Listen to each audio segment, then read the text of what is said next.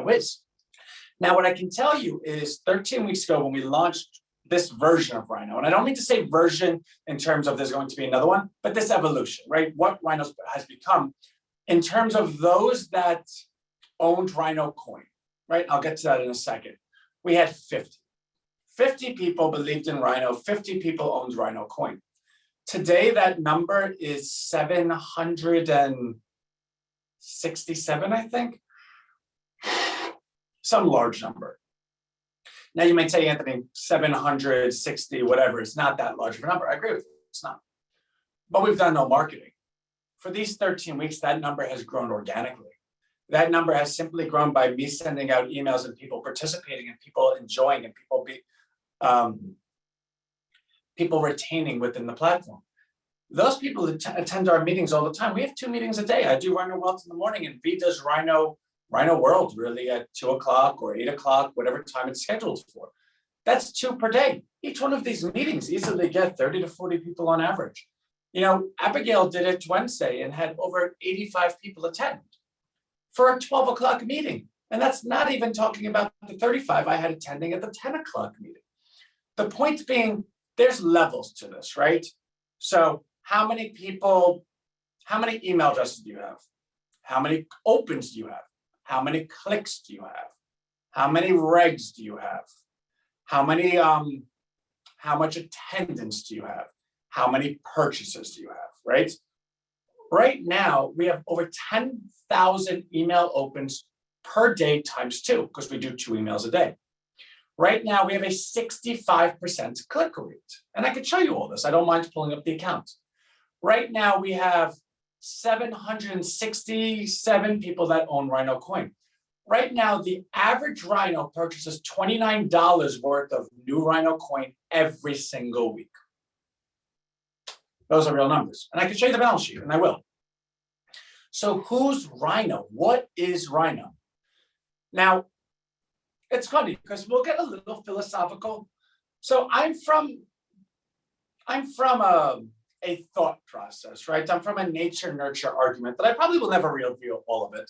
But to be me, you have to be kind of special. And I don't mean that in a good way. I mean, I would not wish the life I went through on anyone. But in going through that life, 99% don't make it to the other end, right? They either go through drugs, or they go through crime, or they go through death, or they go through stuff. Or they just get cuckoo for Cocoa Puffs, or they just, hide in a 9-to-5 somewhere, right? When you have a life that's difficult, it affects you. There's that 1 out of 10, though, that for some reason or another was blessed in such a way that he had an armor that absorbed the shocks, right? So I can tell you millions of stories where I just wanted to jump off a cliff. But instead, even at an early age, every time something happened, I said, you know what? One day, I'm gonna use this. I'm going to make it. Keep it coming. Keep it coming. I'm gonna remember this. And it's weird because I remember when I was in preschool, I actually set my own alarm to wake my mother up so that she could then wake up my brothers, because their bus came at a different time than mine, because I went to private school in kindergarten, right? And they went to PS whatever. And it's funny because that's one of the stories that I look back and I say, I was like 4 years old. I was setting my alarm. And it's like, it's funny because when you think about your life, in the memory, you're an adult, right? Like I remember making myself Pop-Tarts. I remember getting clothed. I remember putting my tie on. I remember going out to my bus. I have a 5-month child right now. When that child, whose name is Christian, is 4 years old, in no universe would I allow that kid to go stand outside by himself and wait for a bus. In fact, in no universe does that kid ever wake up and I don't know he's up, right? Like it would just never happen. And it's funny because looking back at that as a parent, you look at it twofold. One, my parents were quite unique. But 2, I was a quite unique child because I just don't, most children, right, would say, okay, you know what? Let me just, my parents didn't wake me up, I'm going to be late for today, or I don't want to wake up, or I don't want to go to school. I was a straight A student my whole life. I loved getting good grades. And my parents used to reward me $3 for every A I got. And if I got straight A's on my report card, I got $100. I loved the incentive of money so much. I didn't really use it. I was a fat kid, so I went and I bought cookies at school. I was like the coolest kid. Hey, cookies over here. Give cookies to the girl. Give cookies to the boy. Yeah, send Robbie some cookies. Like that's who I was in school because I had the money because I got the good grades. But I remember even at an early age, I was looking for business ideas. In fact, I would save those grades and put them in my dresser drawer at home. And whenever I wanted money, I would like take some out. But I was always smart enough to only take out 3 at a time. I never took out a lot. Like the things that I thought of at like 5 or 6 years old, I'm like, what? I know people today that I'm still shocked. So I would go to my mother and be like, oh my God. And I would tell the story as if the test just happened. Maybe I'm a complete psychopath. I was doing this at 5 years old. And I would tell stories about the teacher and students behind me that sit next to me. And this kid nudged me. And also that she didn't look at the date on the paper and she'd give me the money. And I bought Goosebump books, right? I don't know if you remember R.L. Stine Goosebumps. I never read any of them. I had a collection of them just because each one of them showed and proved that I'm able to go ahead and adapt. Maybe because really bad things happened when I was younger and I needed some control over something. I don't know. But as I got older, I was always able to identify and take a look at people through different prisms, right? There was a book by Sylvia Brown, the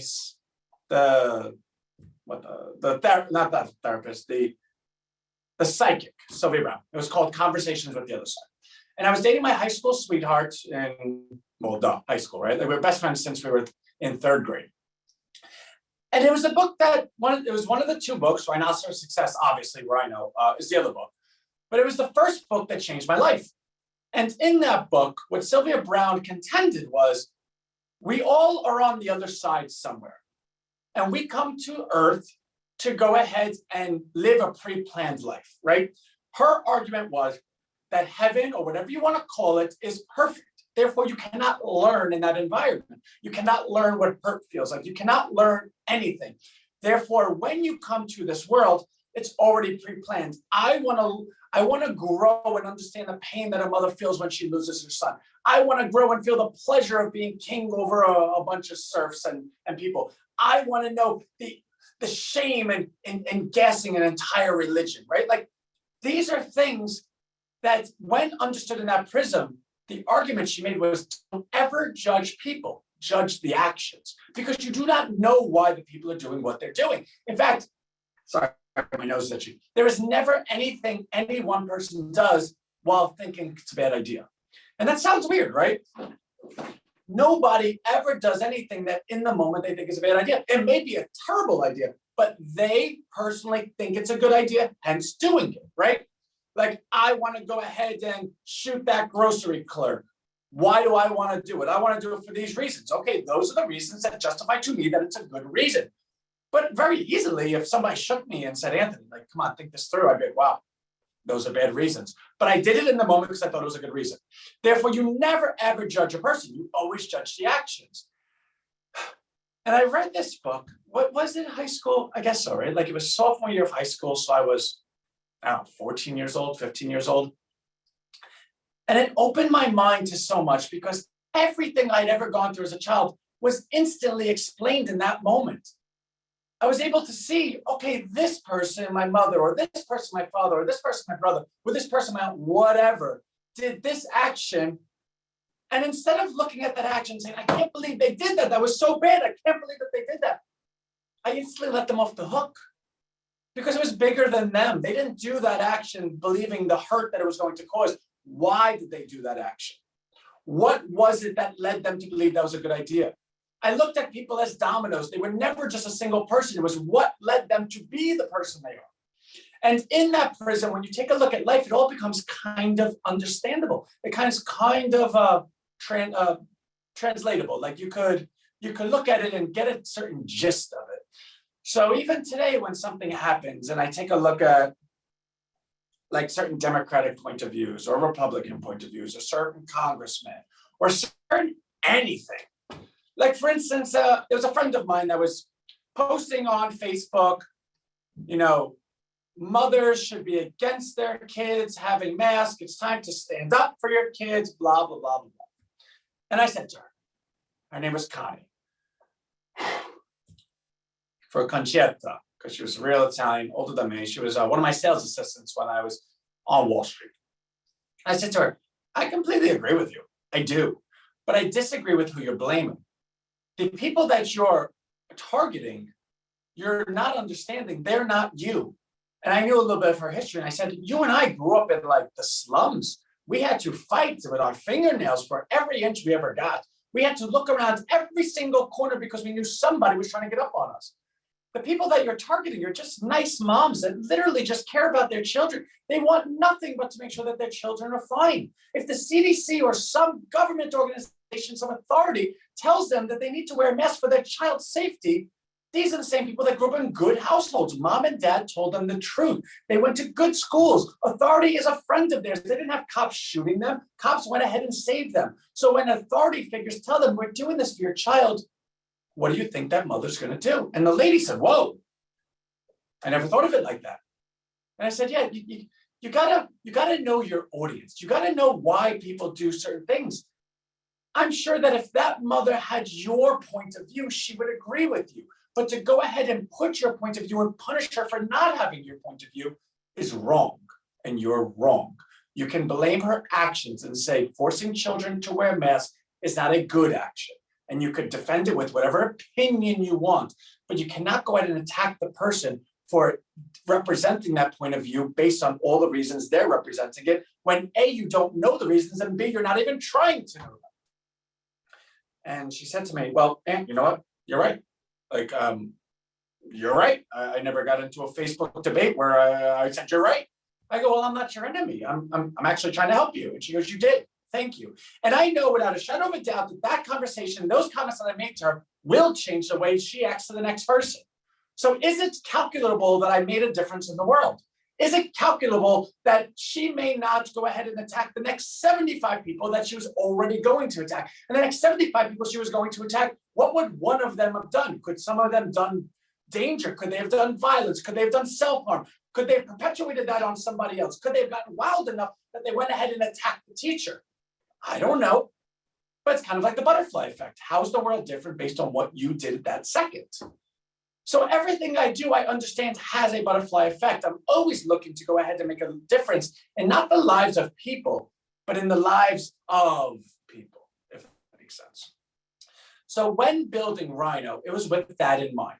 So when we take a look back and we scale everything back, we pull all the layers off the onion, what is it that is really at the heart of problems we have today? And a lot of people could go ahead and make different arguments. Well, it's race relations, it's gender relations, it's politics, it's jobs, it's money, it's social media, it's over-sexification, under-sexification. It's all of these things. And I don't disagree with any of them. I really don't. But I disagree with that being the area that we target, right? Like if I'm looking to go ahead and cure cancer, I'm not putting a Band-Aid on people that get cancer. I want to go ahead and cure the disease. And I think the disease is inequality. I think the disease goes further than inequality. I think the disease goes to freedom. And it's a big word, right? Like Anthony, freedom. Like how are you going to solve freedom? Well, I think freedom is tied to money. I think if you have a lot of money, you have the freedom to do whatever you like. I think if you don't have any money, you do not have the freedom to do anything you like. And I think when you take that, you're able to extrapolate that. If I have a lot of money, I have the freedom to say whatever I like, because those that oppose me will automatically look at me and say, he can do this for me, or he can take this from me. Therefore, I'm going to edit my words for my audience, which is him. If I have no money, I think that even if I'm completely correct, somebody could stomp me, walk away, and leave me for dead because they know I have no recourse. So if you go ahead and identify that freedom is tied to economics, okay, well, all right, Ant, how do you solve economics? Like you're just going from one big word to the next. What are you doing? We've had politicians change, you can believe it, build back better, make America great again. You just sound like a politician. Okay, well, how about a solution, right? So when you go ahead and talk about economics, how do people get money, right? Like you cannot have a profit unless you have a customer. You cannot be elected to political office unless you have a vote. Okay, duh. Where are you going with this, Ann? Well, how do you get elected into political office? Do you have one vote or do you have the most votes? How do you make a profit? Because if you don't make X amount of sales, you cannot pay your overhead. Therefore, there is a line, which means the people that get over that amount of sales are profitable. People that get under that amount of sales are unprofitable. When you're unprofitable, it means you're losing money. When you're losing money, it means you have less economics, you have less power, you have less freedom. If you're a politician and you do not get the max amount of votes, you're nothing. You're a failed politician. You were a former runner for office, you mean nothing. Okay, so what does the people that win these different things have in common? What does the political person that wins office have in common with the successful business owner? Population. They have people. They don't have one. They have groups. No politician ever got voted into office because they had one vote. No business ever became profitable because they had one buyer, which means one person is not important. One person is never important.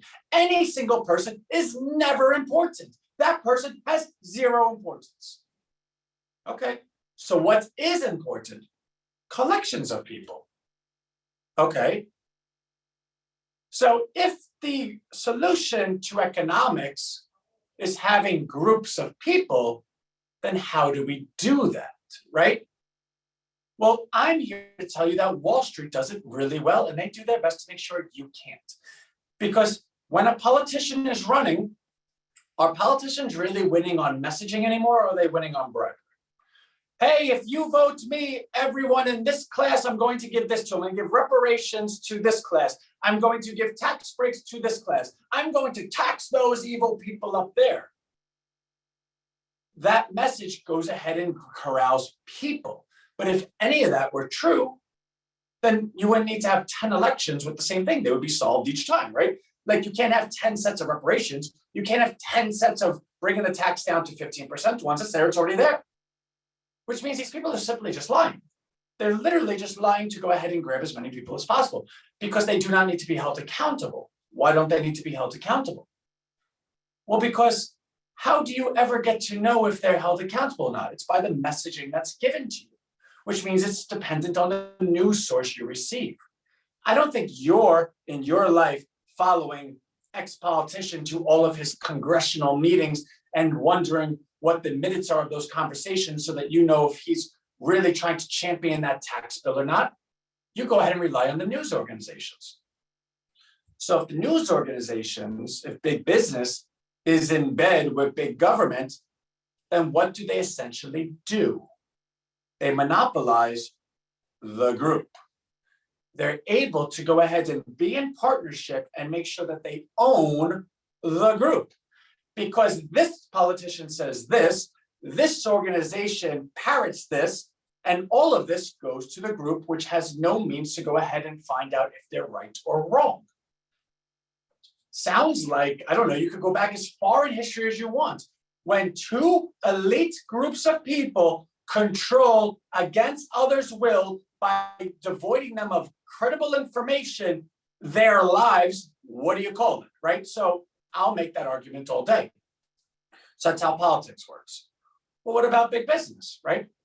So Walmart, for instance. Walmart goes ahead and purchases its products from China, right? So the more products they're able to purchase, the less the price of per product, right? If you have 100 things of one item, they might be $1. If you buy 1,000 of that one item, maybe they give you a break to 90 cents, whatever the case may be. We understand buying in bulk equals lower prices. Okay.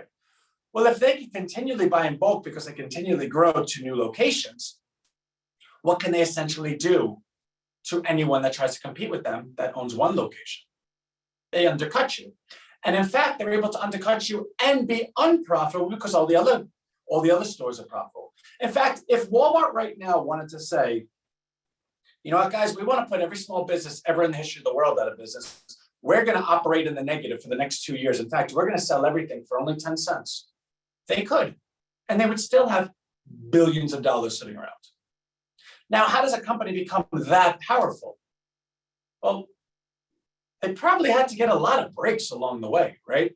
You cannot become a company that powerful unless your congressman goes ahead and approves Walmart to come to the community.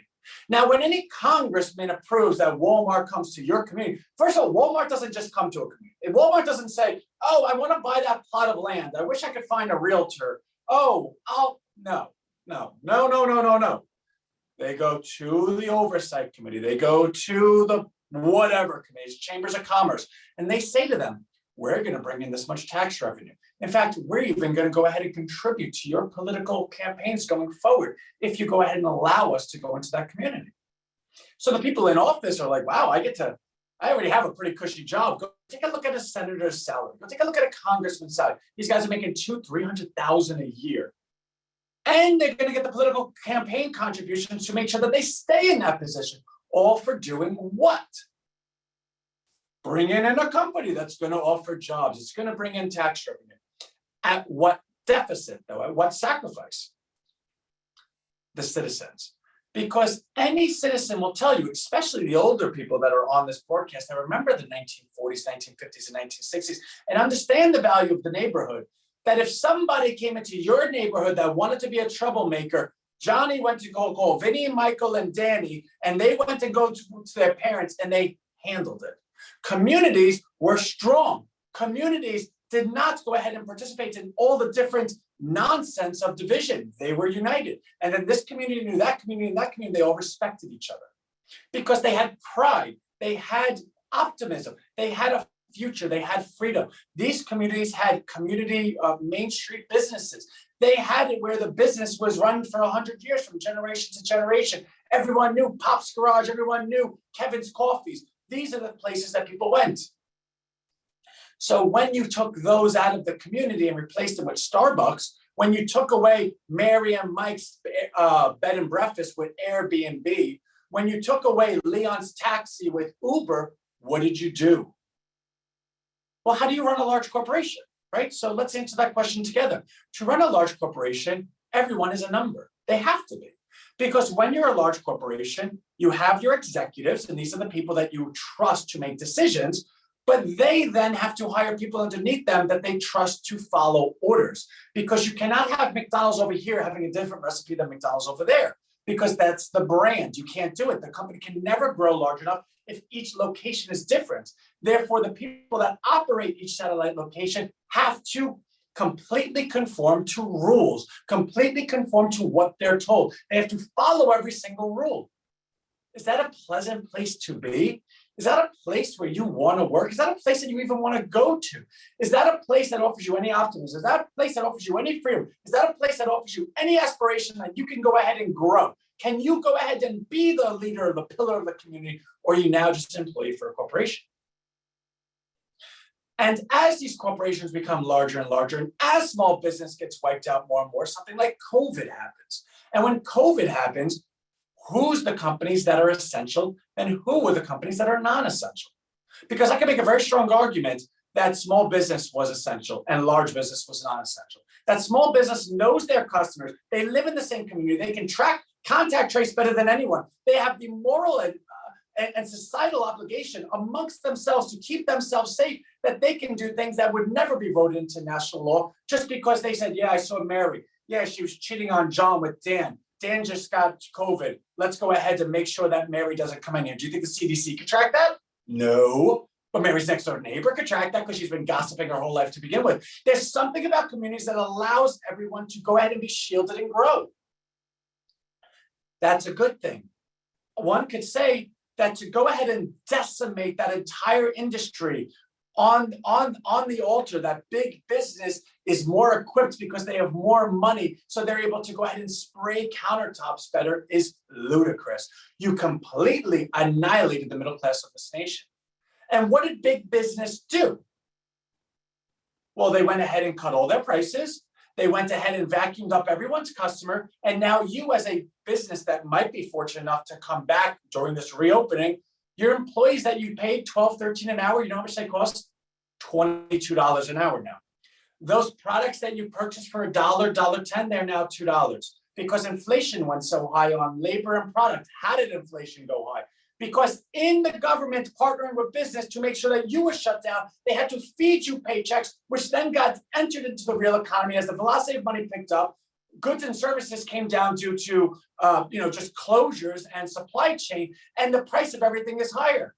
Not only do you not have the ability to compete the way you used to, but you're now competing against large companies who vacuumed your customers and undercut any prices you could ever give and became even larger in scale. So how do you compete? You don't. So if government and big business already have a nice kumbaya, do you see that relationship getting stronger, or do you see that relationship getting weaker as big business grows even larger? You can really make the argument that we're kind of past the line of no return, because the argument that I'm making is really like kind of Armageddon. What are you going to do? We're just simply going to be slaves. Slaves in the sense of, do you remember the Matrix when they had the pods of people? You're just a person. You just represent labor. You just represent customer. You just represent voter. And you do what you're told, or they get it taken away from them. Oh, you want your unemployment? Well, you better vote us or else you're not going to get it. Oh, you want that tax break? You better vote us or you're not going to get it. Oh, you want these parks taken care of? Oh, well, I guess you have to have a little bit of a tax hike or you're not going to get it. Oh, you want us to cut our salary? What are you out of your mind? We're the elite. We're the politicians. We're the businessmen. Do you know the CEO of McDonald's makes over like 1 billion times more than the lowest employee? Do you think he's worth that much? No, because at some point you have to say to yourself, okay, I get it. We're in business and one business person is probably much more valuable than another, right? I would say that a 70-year-old business owner is far more valuable than a 15-year-old first job, right? We can make that argument. But to what degree? To the degree that the 15-year-old is never going to be able to make any type of livable salary, to ever progress through any type of educational platform that allows him to ever earn the education that guy earns? Is that how unvaluable he is? Because at what point, what is the value of human life? What is the value of what are we doing here? Because I am not going to live a life that I'm simply just put on earth to go ahead and walk and talk like you tell me to. It's not going to happen. But going back to the beginning of the conversation, can I be mad at politicians? No. Can I be mad at business executives? No. This is what they do. This is all they know. Like someone such as myself, and probably most of you out there, if somebody came up to us and said, listen, you're being paid, I don't know, $300,000 as a congressman, okay, of mayor of this town, whatever. Well, this town has a drug epidemic, right? It has a problem. It has something. And we're unable to save all of the people being affected by it because we cannot afford to bring on more people as civil servants, in the government workers, right? Social workers. I know to myself, and I think you guys know me well enough because I've actually canceled everyone's payments and I've I've done a lot. I do not accept money from anyone. That I would say, I don't need $300,000 a year. Cut me down to 100. Let's hire as many people as possible, and I'll go ahead and contribute on Saturdays. Let's go ahead and do a drive and see how many people can pitch in. How about we go ahead and put these people to work? What kind of, do you guys want to do a park? How about I take 100,000 of my salary, we fund a park, we pay these people, and get them into some type of educational program? That's what I would do. Now, do you think those people think that? No. But they also didn't grow up the way I grew up. They did not grow up with that sense. They probably grew up with their mommy or daddy as a politician or mommy or daddy in business, went to all their really fancy schools, understood the business dynamic. They have shareholders and large institutional holders that tell them they're accountable to profits. That is their job, because those people are accountable to shareholders and they get to keep their $1 million salary. They get to keep their $300,000 or $1 million salary by making these people money. It's all profit related all the way down because these companies are owned by Wall Street, and Wall Street is a profit machine. Wall Street only cares about money. And it's actually really beautiful. I know you're thinking like, yeah, that's, there's nothing beautiful about this. No, there's something beautiful in knowing what you're dealing with, right? Wall Street is beautiful. It's so simple. It's a creature that if your grandmother was dying, they would step on her head and reach over into her pocket and take her money. You never need to worry about what Wall Street's going to do. In fact, you know that if you walk into Wall Street and you bend over, you're going to get it. And that's what Wall Street is. That's who they are. So are you surprised? No. So the question then becomes, all right, well, that sounds yucky. I don't want to participate in that anymore. I don't want to be the one that goes ahead and contributes to that. But you know what the problem is? It happens because of you. You are the contributor. You are the reason. Because you are a voter. You are a customer. You are a buyer. You are their customer. You are their voter. And you may say to yourself, well, Anthony, what can I do? I'm only one person. And you're right. You can do nothing. But if every one of you thinks you can do nothing, then that's the problem. So where's the point where you're able to gather amongst yourself, have a leader that says, hey, guys, listen, they have 1% of the wealth. You know, they have, but that 1% has 99% of the wealth, but we have 99% of the population. In fact, if we stop buying from their stores, they would be bankrupt tomorrow. Well, it sounds like a great message. And I'm on board. How do I do this? Now, it does sound like to do something like this, you would have to have pitchforks, right? Like we'd have to meet in silence, right? Like we'd have to have like the fire staff, and we'd have to wear masks. No, it's actually far simpler than that. In fact, in this evolution of Anthony, and in having the prism that I look at everything through, I've said to myself, and because my father is probably the worst human being I've ever met, but in having the worst personal trainer ever, you come quite strong, right? If your personal trainer beats you every day and makes you lift those weights, you can curse him to the moon and back, but you are the strongest person. So I'm having a bit of a personal problem with that because I'm starting to mature enough to say that I need to say thank you to certain people while also simultaneously thinking they're the worst humans in the world. And I'm having a problem. How do you reconcile those? And I suspect as I get older, that'll figure itself out. But I am going through that right now. And the point of me saying that is because I've always been able to look at every single vile person for the vile actions, not the vile personality that they have. I've been able to see, okay, well, if that person does that because of that, and that person does that because of that, and that person does that because of that, and this has been going on because of this, and this has been going on because of this, blah, blah, blah, blah, blah, blah, blah. Search engines. Breathe it for a second. Search engines. And like that, it happened. Search engines. How?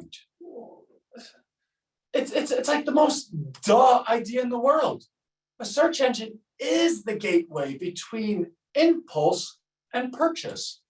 Search engine is the gateway between question and answer. Search engine is the gateway between your most private moment, 2 in the morning, sitting in a room with the lights out and just your screen, and what you're looking for. In fact, your search engine knows you better than anybody. In fact, there are things that I've searched that I will never admit that I searched. And all of you are laughing right now because you're like, ha, I get it. We all get it. But who owns the search engines? Wall Street, right? Google, Yahoo, AOL, MSN, Bing. They're Wall Street search engines. There's 10 billion searches a day, 7 billion of them are through Google. Okay. Would you say Google's a really big company? Yeah. Would you take a second and wonder how a company that is probably the third largest company in the world is that large without by offering a free product? Did we ever stop and think of that? Because they don't charge me to search. In fact, I'm not charged to go on YouTube. In fact, I'm not charged to go on Gmail. But somehow this company's making a ton of money. So does anyone ever stop and say, well, how the is that even possible? Oh, I'm not the client. I'm the product.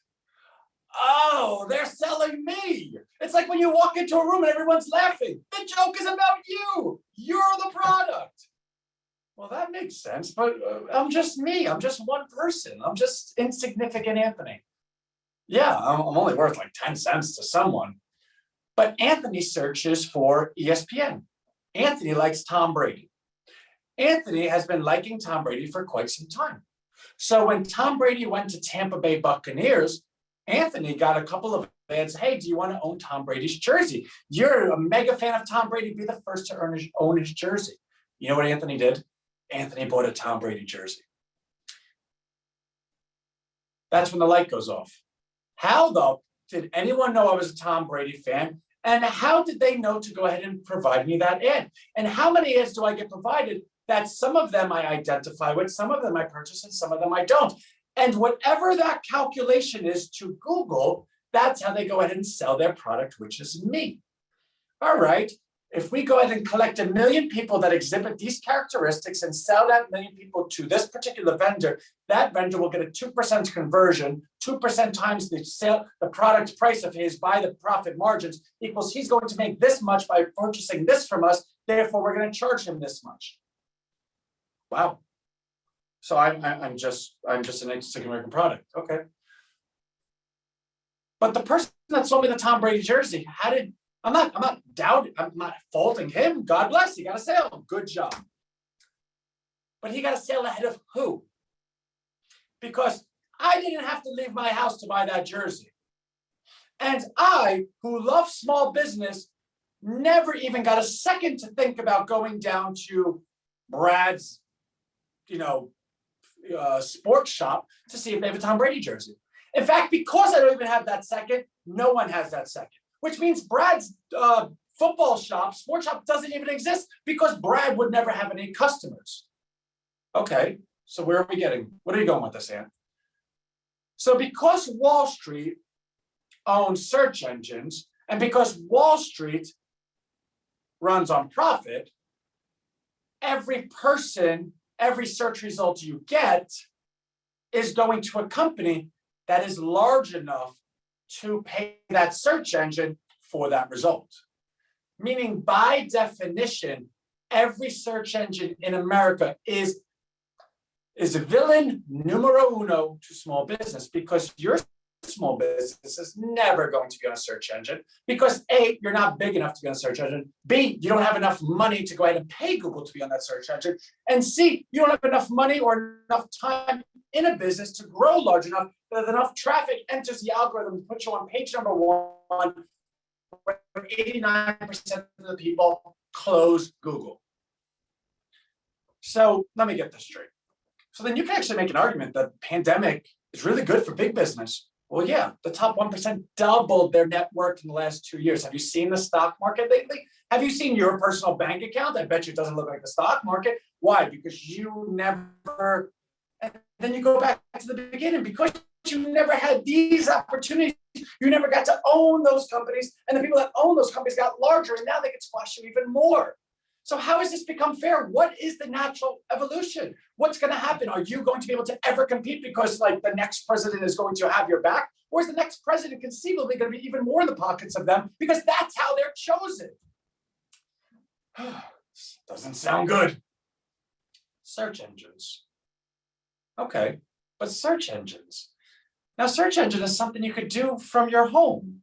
A search engine you don't need to do anything special for. You either go on google.com or you go on yahoo.com and then you search. Meaning the second you go on that search engine, you're already part of the problem. And you didn't even know it. Why? Do you think some news organization is going to come out and say that to you? What? Are you crazy? You think the news is going to tell you that? You are out of your freaking bird. They have no interest in telling you that because they're owned by, you go figure it out. But what if there was a search engine that actually disqualified Wall Street companies? What if there was a search engine that only showed results of small businesses? Okay. Meaning if you search on that search engine, you'd only get those results. That anything that you ever searched on that would be you taking away you from Wall Street and giving you to Main Street. Okay. Sounds like a good idea. What if that search engine only allowed you to search within a 25-mile radius? And maybe 50 miles, I'm still thinking about it, because Idaho probably needs 50 miles, right? New Jersey, you don't need 50 miles. So maybe the search engine only allows you to search 25 miles. Okay. Which means that by searching on this search engine, you would only support, you would only buy from, you would only get results of businesses within a 25-mile radius of you.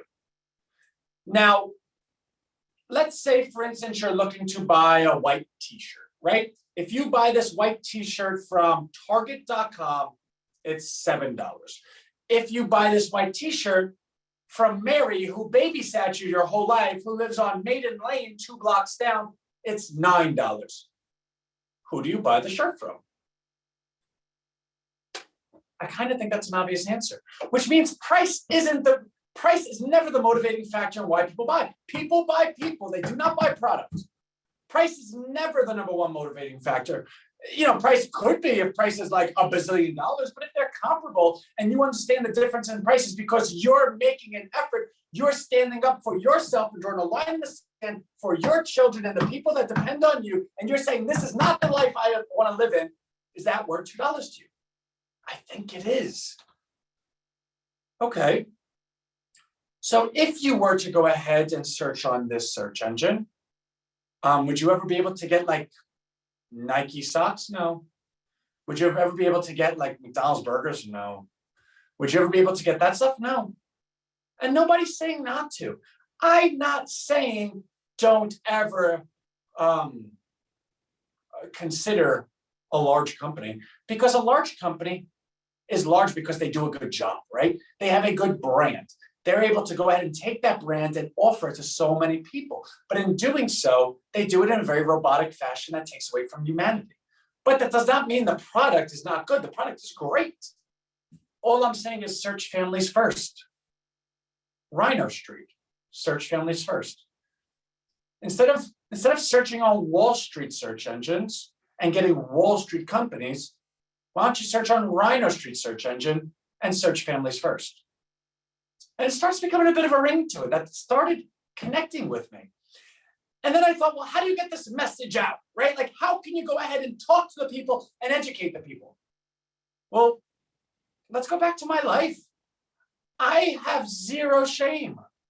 In fact, I sat in front of you to start this conversation by just saying I took a 50 to 60% haircut on a stock that you watched me own and lose money on. And you think I'm the person that's going to go ahead and run under my desk and say, oh my God, they think I'm a loser today? No. You know what? Because I understand when something happens, you learn from it and you move forward. So do you think there's ever going to be a moment that I get in front of people and I cower, that I lose energy? I'll tell you a secret. There are some times before these lives that I'm sitting here like this. So tired. The second that camera goes on, I get ignited. It comes over. There is something much larger happening, and I am the conduit that it's being represented through. And I just think that there's something bigger, and I think that I can do it. And I think that, and let me share this with you, starting in April, I will be hosting live, in person, hundreds, 1,000-person events all throughout this country, going from small town to small town to small town. Anthony, how are you going to get all these people? Well, this last 12, 13 weeks, remember I said we did no marketing? We didn't. You know what I did do, though? I've added 10,000 emails every day to my email list. How did I do that? I'll never tell you. But it was free, and it's because I was smart enough to figure out how to do it. But the point being, those emails were completely agnostic to anything other than did they become available in the last 24 hours? That means they were agnostic to country, to gender, to demographic, to race, to age, to anything.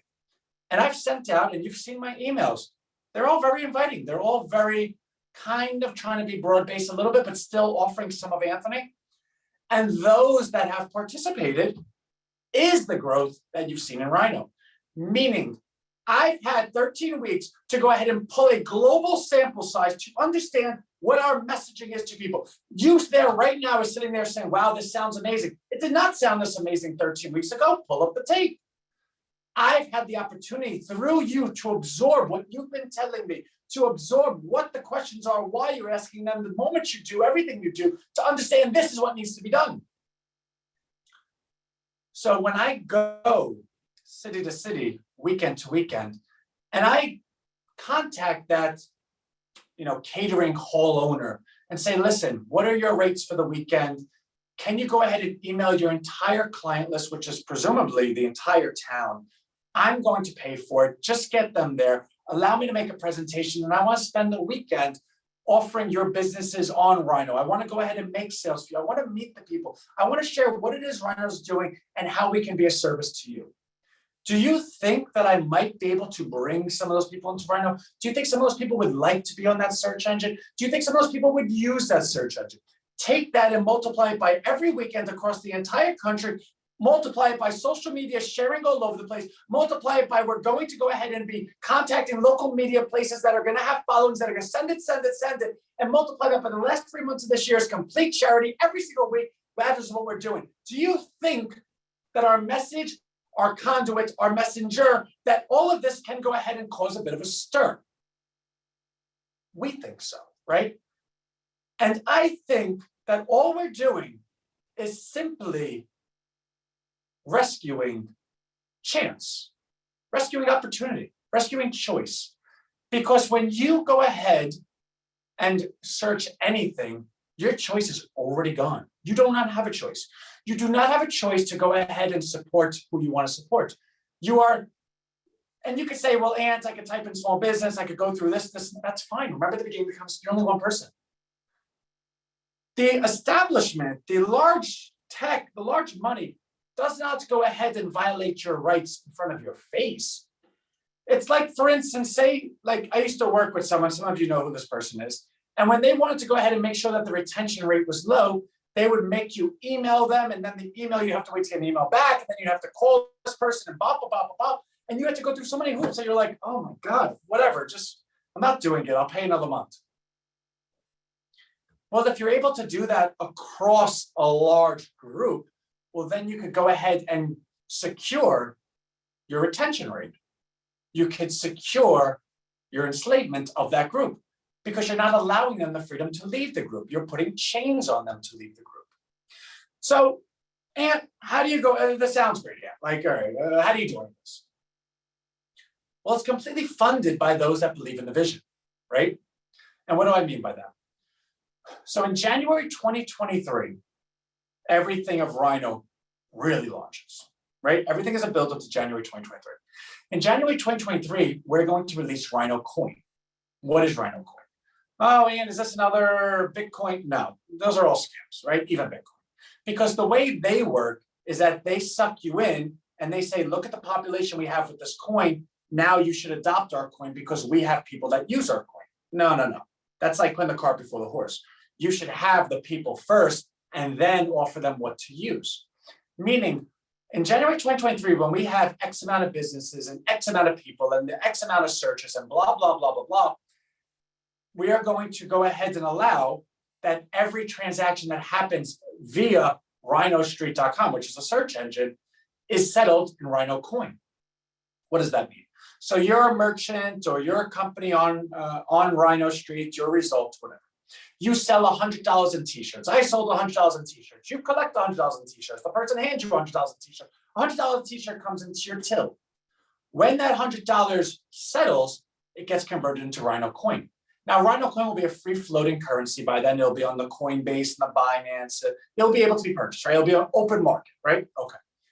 Meaning you will have an automatic purchase of it. So $100 will purchase it. Well, Ant, this sounds great, but I don't pay my rent with Rhinocoin. I don't pay my mortgage with Rhinocoin. I get it. Listen, Ant, I get it. But I need cash. No one's taking that from you. You can then go ahead and elect that Rhinocoin gets sold immediately for cash, right? So you can sell 100% of it immediately. So the $100 goes to Rhinocoin, comes down to probably not $100, probably like $98 or something, right? Because there's not transaction fees, but there's exchange rates, right? Like the market has to mature to make sure that the bid and ask are small. We know bid and ask, we do options, we do stocks, and this is new to you. The point is it's not a fee going to Rhino, it's just the exchange rates. So the $100 turns into $98, $99 immediately. Okay.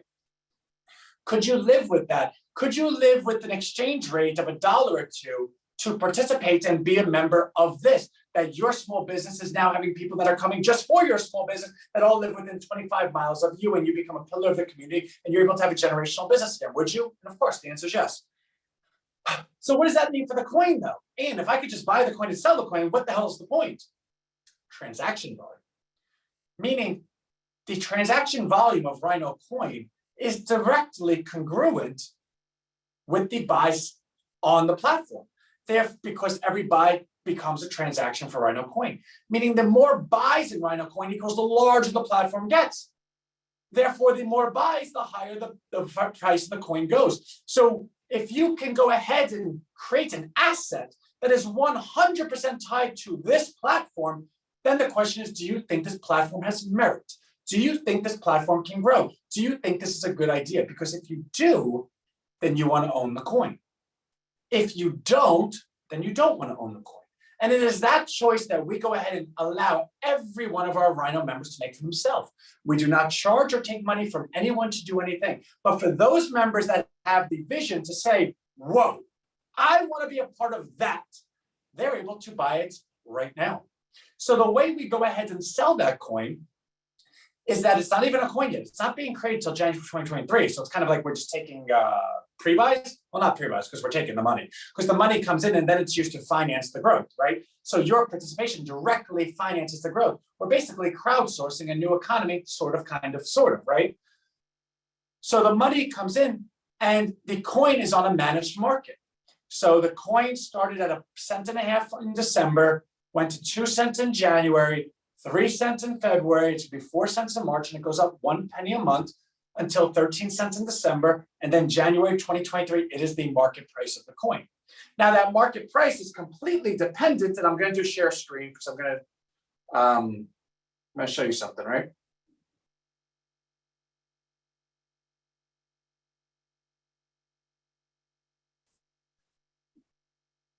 So that market price is completely dependent on the supply and demand dynamics.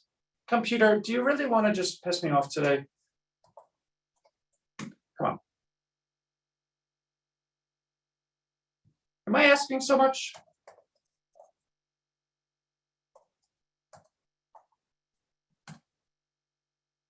Number 1 on Google, by the way.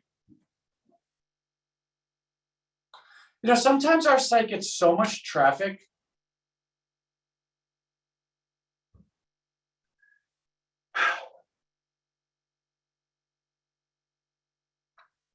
All right, well, whenever this thing decides to actually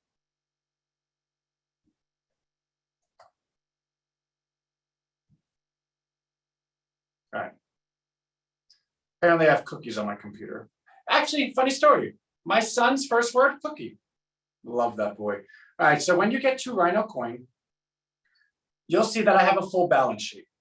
Now, this is updated every day.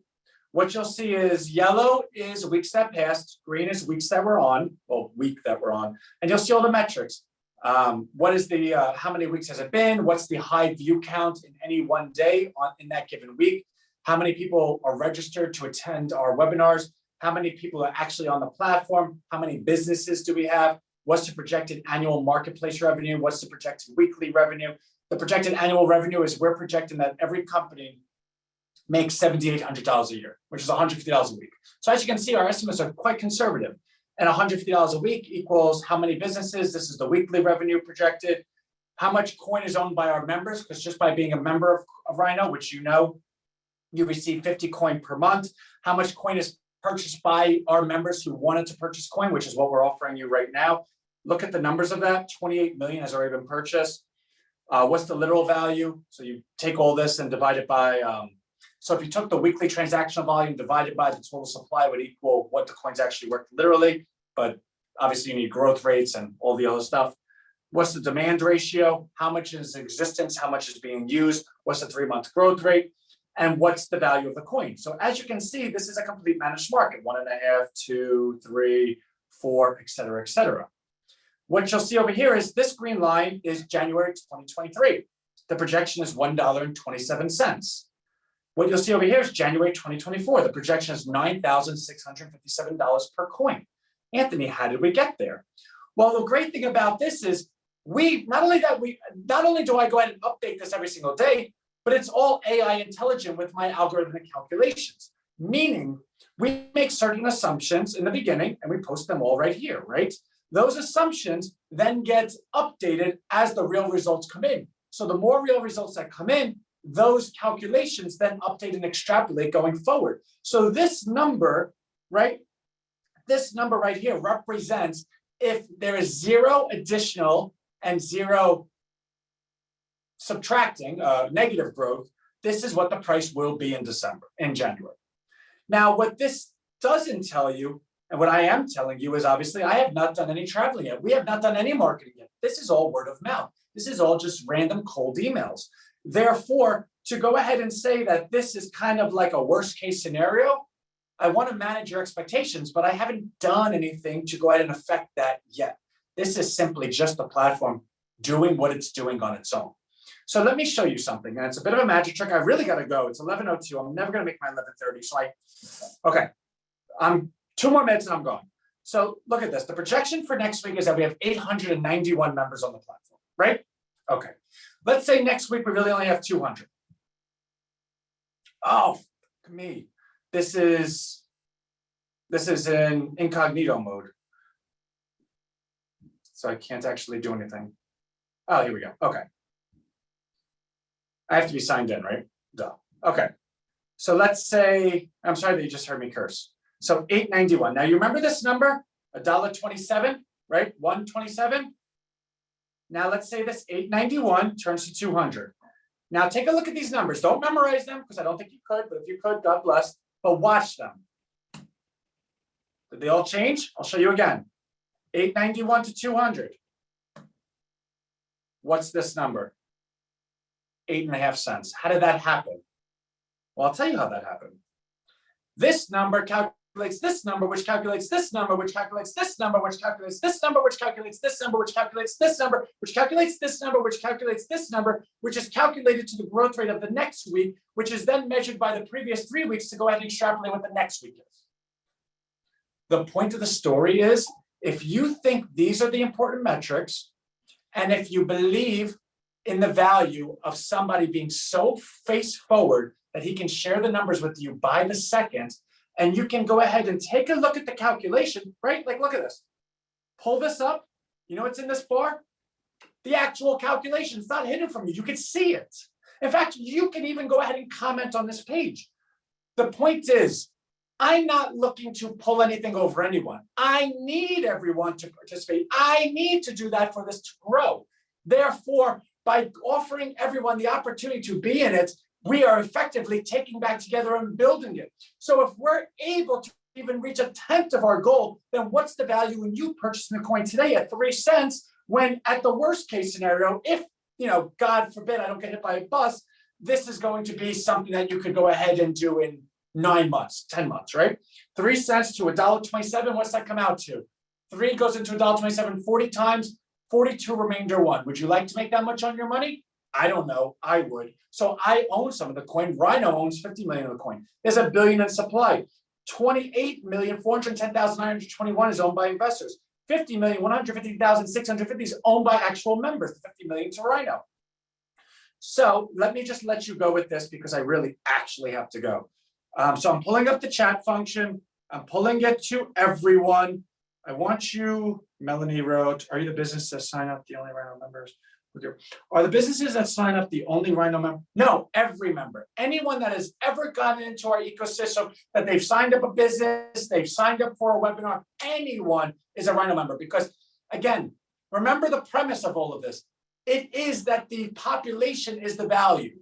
I actually need everyone to be excited. And at no point do I want Rhinocoin to make me a trillionaire. Well, everyone looks and says, well, golly gee, he did really well. No, I don't want to be a trillionaire by myself. Everyone will hate me. I need everyone to make money. I want everyone to be millionaires. I want a year or two from now, everyone that's been a part of this to say, you know what? We found out, we stood up, and here we are today.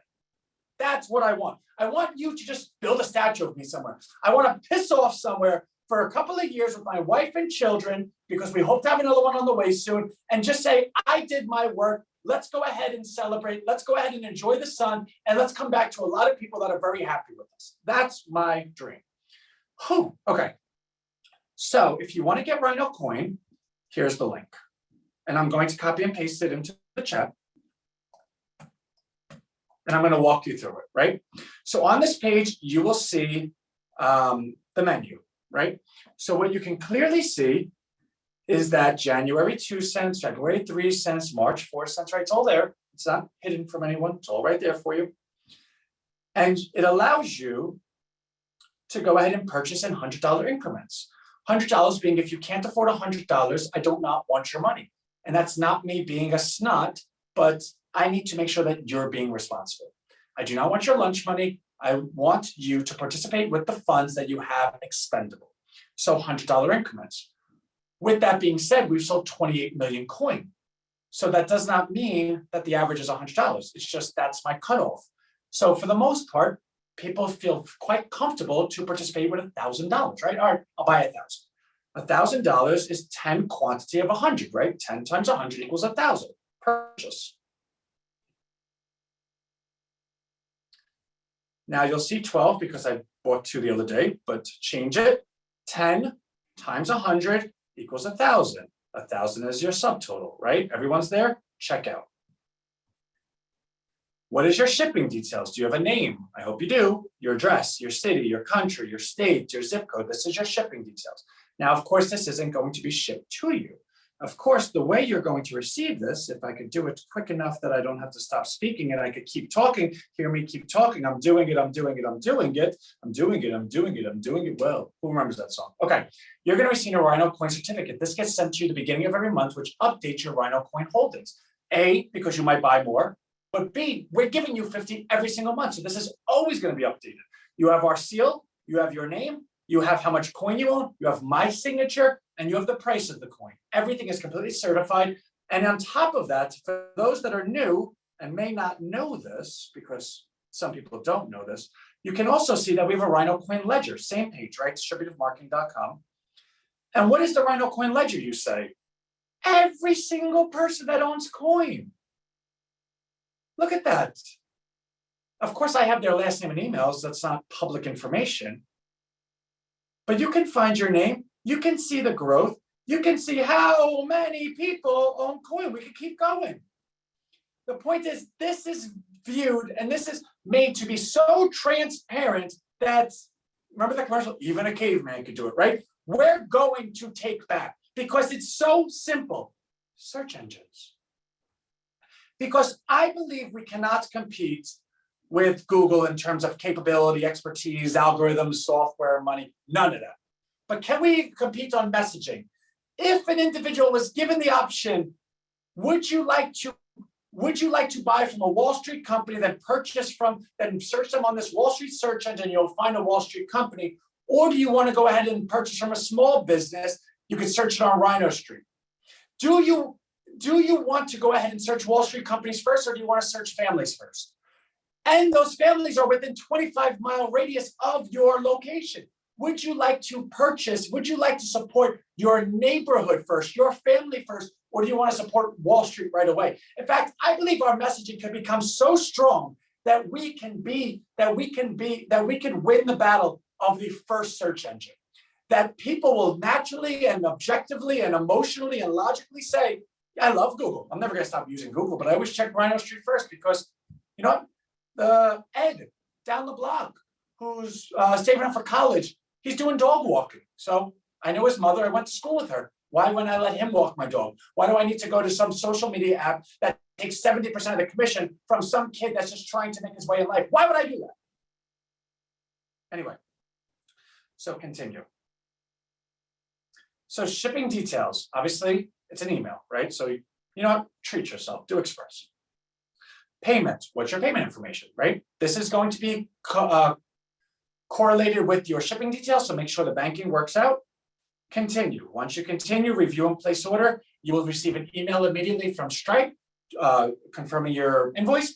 You'll receive an email immediately from Rhino, and you'll receive that certificate the first of every month.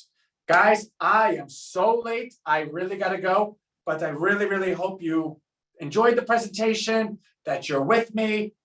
Guys, you mean everything to me. You really do. That's why I'm here. I do it for me, but I can't do it for me without you, which means I do it for us, right? Okay. So Let me put that one last time. I love you. I love you. I really, really do. Purchase some coin. Otherwise, I'll see you Tuesday. Bye, guys.